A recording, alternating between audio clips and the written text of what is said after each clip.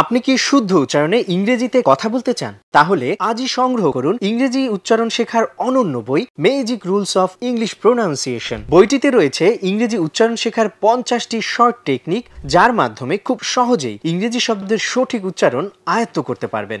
বইটির একটি গুরুত্বপূর্ণ চ্যাপ্টার হলো আইপিএ বা ইন্টারন্যাশনাল ফোনেটিক অ্যালফাবেট।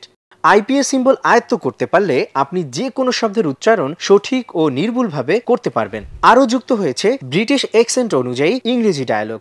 বিশুদ্ধ উচ্চারণে কথা বলতে আইপিএ স্ট্যান্ডার্ড অনুযায়ী ডায়ালগগুলো সাজানো হয়েছে।